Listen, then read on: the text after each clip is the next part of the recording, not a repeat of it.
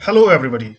This is Danish, and today we are going to have a very important discussion about the part 1 of the Indian Constitution, that is Union and its territory. First, let's look at the image in front of you. Why is there a tug of war between the one calling India to be a India and the another was calling emphasizing on it to be a Bharat? What is the debate all about? Let's discuss the debate and let's answer the debate in the light of the Constitution of India. Okay first सबसे पहले हम लोग देखेंगे कि part 1 of the Indian constitution what it is part 1 of the Indian constitution basically comprises of four articles 1 2 3 and 4. These four articles we are going to discuss in detail in this lecture. What all things you can expect from this lecture? सबसे पहले हम लोग ये resolve करेंगे कि ये debate क्या है इंडिया और भारत का. Then we will study the relation between the part 1 and the schedule 1 of the constitution. फिर हम लोग पढ़ेंगे कि इंडिया क्या फेडरेशन है, अगर है तो क्यों है और नहीं है तो क्यों नहीं है. फिर हम लोग कंपैरिजन करेंगे फेडरल स्ट्रक्चर इंडिया का यूएसए के साथ.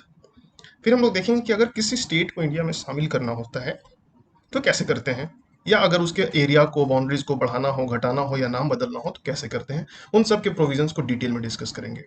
उसके बाद जो आर्टिकल 2 है और आर्टिकल 3 है उसका बियरिंग शेड्यूल 1 और शेड्यूल 4 में क्या है और कैसे है उसको भी डिटेल में पढ़ेंगे.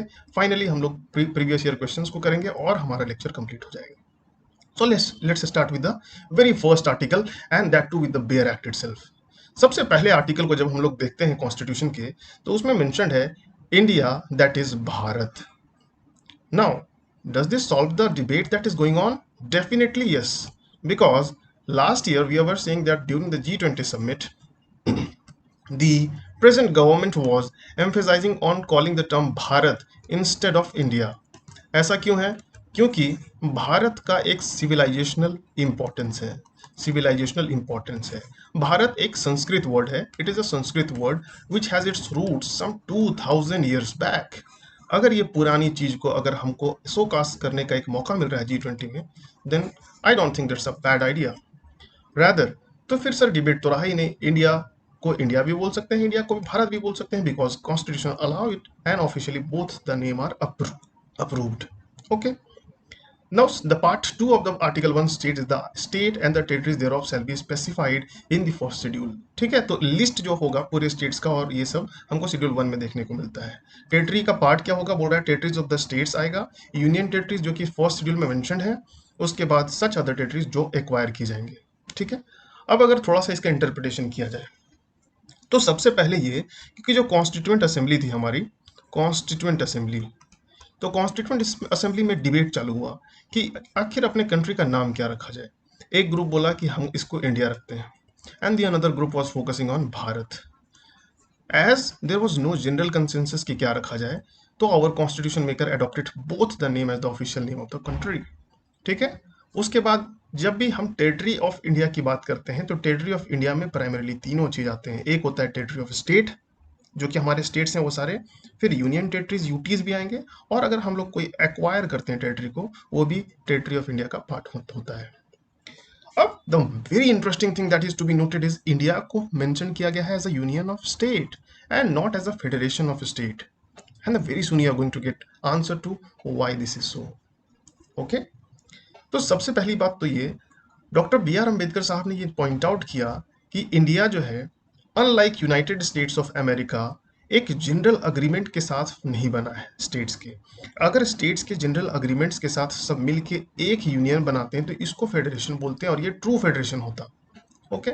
जैसा कि अमेरिका में है, लेकिन इंडिया में ऐसा नहीं है. ठीक है. दूसरा स्ट्रक्चर ये है, दूसरा रीजन ये था कि in India states have no right to secede from the federation. यहाँ पे आपको राइट नहीं है कि आप बाहर जा सकते हैं, छोड़ के नहीं जा सकते. राइट. अब यही हम लोग को डिटेल में पढ़ना है कि पहले सबसे पहले समझते हैं कि जो दो तरह का इंपॉर्टेंट फेडरेशन होता है वो दोनों क्या होते हैं. सबसे पहला जो इंडिया होता है, इंडिया की तरह का होता है, जिसको बोलते हैं holding together federation. Holding together federation. ठीक. और एक अलग सा होता है जिसको बोलते हैं coming together of federation. Coming together federation. बहुत ध्यान से इसको सुनिएगा. होल्डिंग टुगेदर का मतलब क्या है कि एक सबसे बड़ा एक मेन लैंड था, इस मेन लैंड को अलग अलग लैंड्स में डिमार्केट किया गया, बाउंड्री की गई, और बाउंड्री बनाने के बाद सबको एक प्रोविंस या स्टेट बना दिया गया अलग अलग. इस तरह के जब ओवरऑल में से कट करके अलग अलग पार्ट्स को बनाए जाते हैं इसको बोलते हैं होल्डिंग टुगेदर. ठीक है. जो कि इंडिया हो गया, स्पेन हो गया, ये सब इसके एग्जाम्पल हुए। वहीं जब हम लोग अमेरिका का फेडरेशन देखते हैं तो उसमें क्या है कि अलग अलग स्टेट्स हैं। वो सारे स्टेट्स ने अग्रीमेंट किया कि चलो हम लोग सब लोग मिलते हैं और एक यूनियन बनाते हैं। और वो सब मिल के, जो कि एक इंडिपेंडेंट स्टेट एग्जिस्ट करते थे, वो सब मिल के एक यूनियन बनाते हैं जिसको बोलते हैं यूनाइटेड स्टेट्स ऑफ अमेरिका। तो अमेरिका हो गया, यूएसए हो गया, ये सब इसके ऑस्ट्रेलिया हो गया, ये सब इसके एग्जाम्पल होंगे। सॉरी, यूएसए दो बार बोल दिया आपके। तो ब्रॉडली अगर हम लोग कंक्लूड करें यहाँ पे, तो टेरिटरी ऑफ इंडिया को ये बताया गया है कि उसमें स्टेट्स भी आएंगे, यूटीज भी आएंगे और अदर टेरिटरीज एक्वायर्ड भी आएंगे। वहीं यूनियन ऑफ इंडिया में सिर्फ स्टेट आएंगे। तो इसमें स्टेट प्लस समथिंग है, that is why it is greater than union of India. और ये भी याद रखिए क्योंकि ये एमसीक्यू के फॉर्म में प्रीलिम्स में पूछा जा सकता है कि यूनियन ऑफ इंडिया के अंदर क्या क्या आते हैं। इसमें अंदर सिर्फ और सिर्फ स्टेट्स आते हैं। ओके, अब हम लोग देखते हैं स्टेट का रीऑर्गेनाइजेशन कैसे होता है। तो सबसे पहले जब 15 अगस्त 1947 को हमारा देश आज़ाद होता है, तो उस टाइम पे हमारे पास दो टाइप्स ऑफ यूनिट्स थे हमारे पास। एक था ब्रिटिश प्रोविंस जो directly under the British rule आया करता था, और दूसरा था प्रिंसली स्टेट्स जो कि under the rule of the native Prince हुआ करते थे। हालांकि ये भी अंडर द ब्रिटिश रूल ही हुआ करते थे, ब्रिटिश पारामाउंसी के अंदर में आता था ये। ठीक है, ब्रिटिश पारामाउंसी। तो अगर ये 552 का आंकड़ा देखें तो ये क्या है, तो जब फाइनली आज़ाद हुए हम लोग, तो हमारे पास टोटल 552 प्रिंसली स्टेट्स थे। आपको पता होगा कि दो इंडिपेंडेंट बने थे यूनियन, एक हुआ था इंडिपेंडेंट इंडिया और एक हुआ था पाकिस्तान। और प्रिंसली स्टेट्स को ये छूट दी गई थी कि आप ये इसको ज्वाइन कर सकते हैं या आप इसको ज्वाइन कर सकते हैं, या you have the third option also कि आप इंडिपेंडेंट भी रह सकते हैं। तो most of them, in fact all of them you can say, except 3, ये सब जो है इंडिया के पार्ट में अपने आप ज्वाइन कर गए। They choose to be part of Indian federation. लेकिन 3 state, primarily Hyderabad, Junagadh and Kashmir, यहाँ पे बहुत ही दिक्कत हुई, right. So to include them as a part of India, some of the tactics and strategies वो बीइंग इम्प्लीमेंटेड। जैसे ऑपरेशन पोलो लॉन्च किया गया था हैदराबाद में, ये एक पुलिस एक्शन था। ठीक, ये एक पुलिस एक्शन था। वैसे ही जूनागढ़ में एक रेफरेंडम करवाया गया और फिर इनको शामिल किया गया, और कश्मीर के लिए जो इंस्ट्रूमेंट ऑफ एक्सेशन था वो लॉन्च किया गया था, वो साइन किया गया था बेसिकली। अब देखिए, प्रॉब्लम सबसे बड़ी ये थी कि हैदराबाद और जूनागढ़ जैसे स्टेट्स में जो मेजोरिटी ऑफ द पॉपुलेशन थी जो रिसाइड करती थी, वो थी आपकी हिंदू पॉपुलेशन, हिंदू पॉपुलेशन। और जो किंग था इनके ऊपर, वो था, जो राजा था, रूलर था, वो था मुस्लिम। और ये जो था वो पाकिस्तान जाना चाहता था। ओके, और कश्मीर के साथ इशू उल्टा था। उल्टा क्या था कि इसकी जो पॉपुलेशन थी, पूरी पॉपुलेशन जो पूरी थी वो थी मुस्लिम, और जो किंग था या प्रिंस था वो बेसिकली हिंदू एक रूलर था। ठीक है, तो this was the basically the bone of contention for joining India at that point of time. But definitely some of the people like Sardar Patel have immense role in integrating whole of India at that moment. ठीक है, तो अब जैसे ही अब constitution का commencement होता है, तो हमें देखने को मिलता है कि हमारे पास 1950 में कितने होते हैं, 4 पार्ट्स में बांटे गए थे, ए, बी, सी और डी। आपको इन सब स्टेट्स को याद नहीं रखने हैं, लेकिन जस्ट हैव अ ग्लांस कि कौन कहाँ पे है, राइट। और प्राइमरीली अगर मैं बोलूँ तो आपके capital of the country Delhi का आपको पता होना चाहिए कि ये पार्ट सी में लाई करता था उस टाइम पे। और पार्ट डी में इकलौता अंडमान एंड निकोबार आइलैंड, जो कि अभी यूनियन टेरिटरी है, वो एग्जिस्ट करता था। ठीक है, चलिए बाकी अपने अपने स्टेट के अकॉर्डिंग भी याद कर लीजिएगा, आपके अपने एग्जाम में या रेस्पेक्टिव एग्जाम में पूछे जा सकते हैं। अब चलिए देखते हैं कि कमिटीज़ बनती हैं। कमिटीज़ क्यों बनती है? बेसिकली हमारे पास एक इंडिया है, बन चुका है। अब हमको इसको डिवाइड करना है अलग अलग स्टेट्स में। अब ये डिवीज़न एक्चुअली में हो कैसे? तो क्या लिंग्विस्टिक बेसिस पे ये डिवीज़न किया जा सकता है? इस चीज़ पे चर्चा करने के लिए सबसे पहले इसके धार कमेटी बनी। इसके धार कमेटी ने कंप्लीटली रिजेक्ट कर दिया लिंग्विस्टिक फैक्टर को, और रैदर दे प्रपोज्ड कि एडमिनिस्ट्रेटिव कन्वीनियंस जो होना चाहिए वो फैक्टर होना चाहिए for the reorganization of states. फिर बनता है एक जेबीपी कमेटी। यहाँ पे जे जो है वो जवाहरलाल नेहरू को रिप्रेजेंट करता है, Jawaharlal Nehru. B for Vallabhbhai Patel and P for Pattabhi Sitaramayya, Sitaramayya. More और लेस जो पहले दिया गया था इसके धार में, उसी चीज को रीआइटरेट किया गया जेबीपी कमेटी में भी। लेकिन अगर फजल अली कमेटी की बात की जाए तो इन्होंने ब्रॉडली एक्सेप्ट कर लिया था लिंग्विस्टिक फॉर्मेशन को। और आंध्रा का फॉर्मेशन जो है हम लोग देखते ही हैं कि लिंग्विस्टिक बेसिस पे ये फॉर्मेशन होता है। लेकिन they were also not very confident about the same, so they rejected the idea of one language one state. ठीक है सर, अब आगे चलते हैं।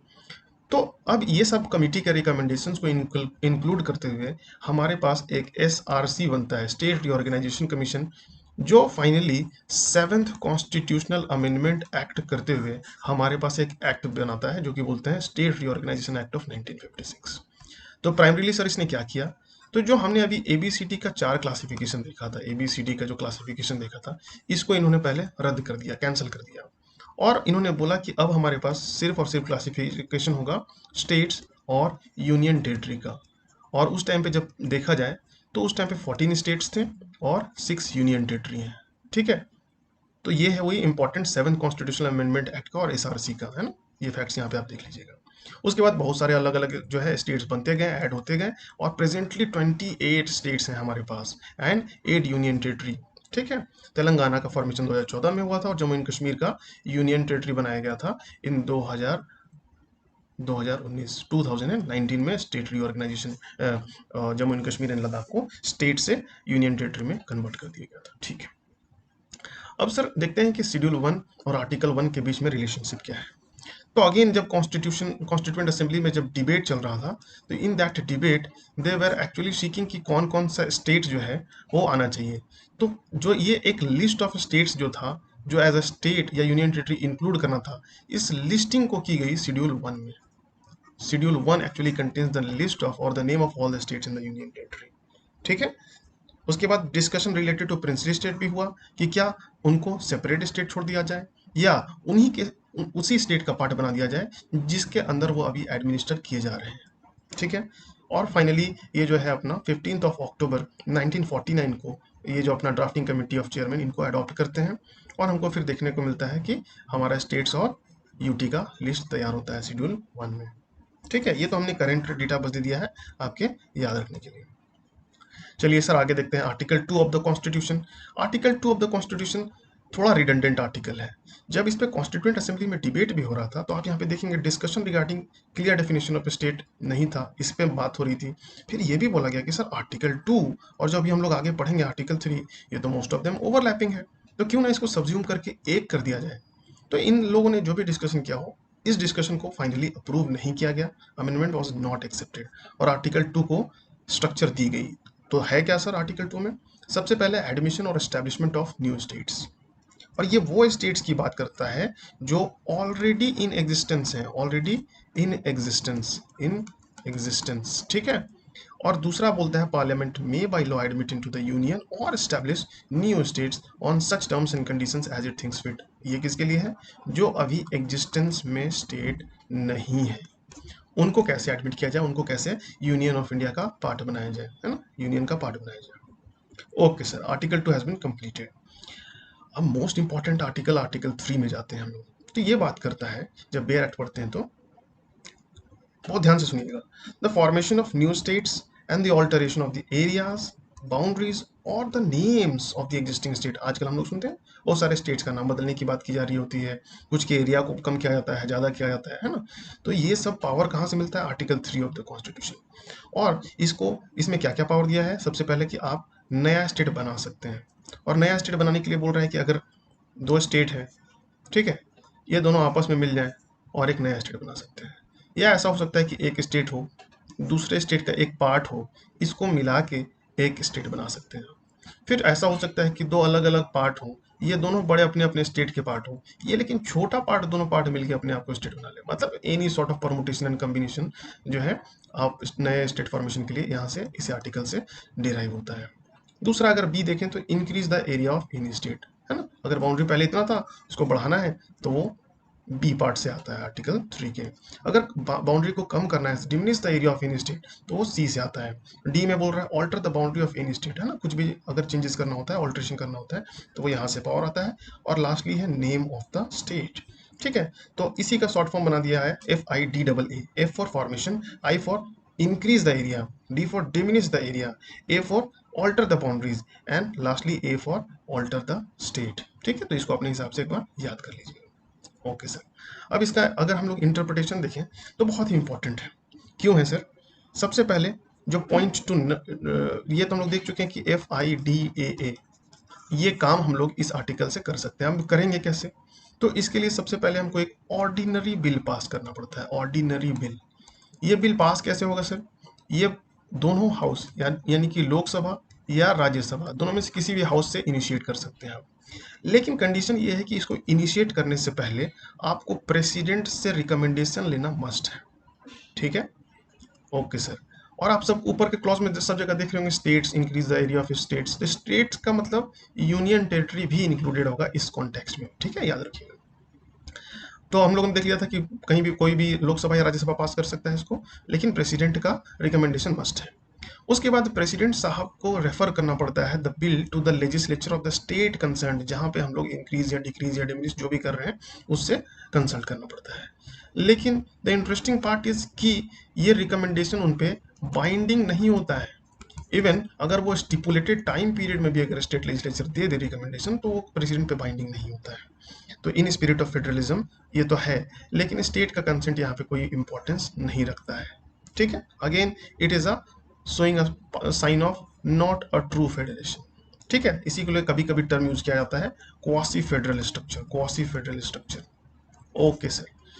और एक और बहुत ही इंपॉर्टेंट बात यह है कि चूंकि ये ऑर्डिनरी बिल की तरह पास हो रहा था, तो ये जो अमेंडमेंट होगा, है ना, इसको आर्टिकल 368 के अंदर अमेंडमेंट नहीं माना जाएगा। ठीक है, तो हम लोग आगे जब देखेंगे तो पढ़ेंगे कि आर्टिकल 368 जो है, इसमें बताया गया है कि we can amend any part of the constitution. अब उसके लिए बताया गया है कि 2/3 ऑफ मेजोरिटी चाहिए होता है, लेकिन ये सर इस वाले आर्टिकल 2 और 3 के लिए एप्लीकेबल नहीं है। यहाँ पे अगर आप कोई भी नेम चेंज कर रहे हैं, एरिया चेंज कर रहे हैं, तो वो सिंपल मेजोरिटी से आप पास कर सकते हैं, एक ऑर्डिनरी लेजिस्लेशन के जैसा। ओके सर, आगे चलते हैं। Last article of this part, that is article 4। Article 4 क्या बोलता है कि आर्टिकल जो 2 और 3 पढ़े हम लोग, उसके अंदर कोई भी अमेंडमेंट अगर हम लोग करते हैं, तो उसके साथ साथ हमें शेड्यूल फर्स्ट और शेड्यूल फोर्थ में भी सबसीक्वेंट चेंजेस करने पड़ते हैं। हाँ सर, तो फर्स्ट शेड्यूल तो हम लोगों ने देख लिया था अभी कि list of states and UT के बारे में बात करता है, तो डेफिनेटली अगर कुछ चेंजेस करेंगे तो यहाँ भी करना पड़ेगा। फोर्थ शेड्यूल में क्या है, बेसिकली ये है reservation of states seats in the Rajya Sabha, है ना, या sharing of seats, reservation will not be the good term. तो सीट्स कितना होता है, allocation of seats in the Rajya Sabha, उसके बारे में फोर्थ शेड्यूल बात करता है। तो जैसे ही ये स्ट्रक्चर चेंज करते हैं आर्टिकल 2 और 3 को यूज करके, तो शेड्यूल 4 में भी हमें चेंजेस करने पड़ते हैं। ओके, यहाँ पे भी आप याद रखिए कि इसमें जो भी चेंजेस हो रहे हैं वो 368 के अंदर नहीं आते हैं। ठीक है, ओके सर। अब बड़ा ही इंटरेस्टिंग सवाल खड़ा हुआ। कब हुआ? जब बेरूबारी केस आया 1960 में। इसमें क्या हुआ सर, बोले कि हमारे पास पावर टू डिमिनिश दिख रहा था आर्टिकल 3 में। तो क्या ये पावर टू डिमिनिश का मतलब है कि हम अपने इंडियन टेरिटरी का किसी पार्ट को फॉरेनर कंट्री को दे देंगे क्या? तो जब बेरूबारी केस आया तो इसमें बेसिकली यही हुआ कि वेस्ट बंगाल रीजन का एक टेरिटरी था, ये बेरूबारी यूनियन बोलते थे इसको। तो सेंट्रल गवर्नमेंट इसको पाकिस्तान गवर्नमेंट को ट्रांसफर कर रही थी, दे रही थी, ठीक है, सीड कर रही थी। तो इसके लिए प्रेसिडेंशियल रेफरेंस लिया गया। प्रेसिडेंशियल रेफरेंस का मतलब होता है कि आर्टिकल 143 जो हम लोग फ्यूचर में पढ़ेंगे अभी, इसमें सुप्रीम कोर्ट से प्रेसिडेंट जो है वो रिकमेंडेशन मांगते हैं, ना, सलाह लेते हैं। और उसी रिकमेंडेशन में सुप्रीम कोर्ट ने बोला कि the power of the parliament to diminish does not involve secession. तो इसमें आप सीड करना उसके पावर में नहीं आता है, पॉइंट टू बी नोटेड। ठीक है, और सुप्रीम कोर्ट ने यह भी बोला कि आर्टिकल 368 जो है वो उसकी रिक्वायरमेंट पड़ेगी अगर आपको सीड करना है किसी फॉरेन कंट्री को, ठीक है, कोई भी territory. 9th constitutional amendment act भी किया गया इसी चीज को इंप्लीमेंट करवाने के लिए। Okay sir. अब देखिए इन 1969 में क्या हुआ, सुप्रीम कोर्ट ने बोला कि द लैंड बाउंड्री सेटलमेंट, अगर सेटलमेंट ऑफ बाउंड्री डिस्प्यूट करना होगा ना, तो वो आर्टिकल 368 के अंदर एग्जेम्प्टेड है, और रैदर उसको सिर्फ और सिर्फ एक एग्जीक्यूटिव एक्शन से आप किया जा सकता है, कर सकते हैं। ठीक है सर, तो ये तो कॉन्सेप्ट हो गया कि सेसेशन का राइट नहीं है। तो इससे आर्टिकल 4 कंप्लीट हो गया। अब एक मेंस का क्वेश्चन देखते हैं, मेंस जो प्रीवियस ईयर क्वेश्चन यूपीएससी में सीएससी में पूछा गया है। ठीक, तो सबसे पहले बोला, the linguistic reorganization of state resulted in rationalizing the political map of India without taking seriously weakening its unity. ठीक है, without seriously weakening its unity. Okay sir. तो अभी हम लोगों ने बहुत सारे कमिटीज के बारे में पढ़ा था, है ना, जो कि एक था धार कमेटी था, फिर हम लोग JV, I am sorry, JB committee पढ़ा था हम लोगों ने, फिर फजल अली कमेटी पढ़ा था हम लोगों ने। तो इन कमिटीज का एक डिस्क्रिप्शन देना है और स्टेट रीऑर्गेनाइजेशन एक्ट कैसे हुआ, एक ब्रॉड अंडरस्टैंडिंग उसका समझाना है। अब उसके बाद ये पूछ रहा है कि without seriously weakening its unity, है ना, तो क्यों नहीं। अब इसका रिजल्ट क्या हुआ, जो ये कमिटी के साथ जो लिंग्विस्टिक स्टेट पे फॉर्मेशन हो रहा था, सबसे पहले कि डेमोक्रेटिक पॉलिटिक्स स्टैब्लिश होता है ना, जिसमें inclusion of all the sections होता है, ठीक है। लैंग्वेज को कपल किया गया with regional and tribal identity, तो सब लोग ग्राउंड लेवल पे अपने आवाज को उठाने चालू कर दिए, ठीक है। लोकल का पार्टिसिपेशन इंप्रूव हुआ, चालू हुआ। ओके सर, तो ये हम लोग इसके रिजल्ट्स और आउटकम्स को पॉजिटिवली दिखाने की कोशिश करेंगे, ठीक है, बिल्कुल। उसके बाद कुछ चैलेंजेस भी होंगे, तो चैलेंजेस के साथ क्या आता है कि सर एक रीजनलिज्म चालू हो सकता है, लिंग्विस्टिक शॉविनिज्म चालू हो सकता है, कम्युनलिज्म चालू हो सकता है, हेट्रेड लड़ाई चालू हो सकता है। तो इस चीज के बारे में आप इसमें डिस्क्राइब करेंगे। फिर कहीं कहीं ये भी देखने को मिला demand based on the backwardness, है ना, कि बैकवर्डनेस की वजह से मराठवाड़ रीजन को अलग बना दीजिए, सौराष्ट्र रीजन को अलग बना दीजिए, इन सब की डिमांड हुआ। और फिर आपको एक कुछ पॉजिटिव सा वे फॉरवर्ड बनाना है और कंक्लूड करना है। तो ये हमने ब्रॉडली इसका डिस्कस किया है। Again I would request you कि आप इसको एक बार खुद से अटेम्प्ट करें, और अगर आपको दिक्कत आएगी definitely you can contact to me and I will help you in this in every possible way. That's all for today, and we are going to have the discussion further in the coming lecture. Thank you all and have a good day. For the details related to doubts and queries, you can refer to this slide. Okay, thank you.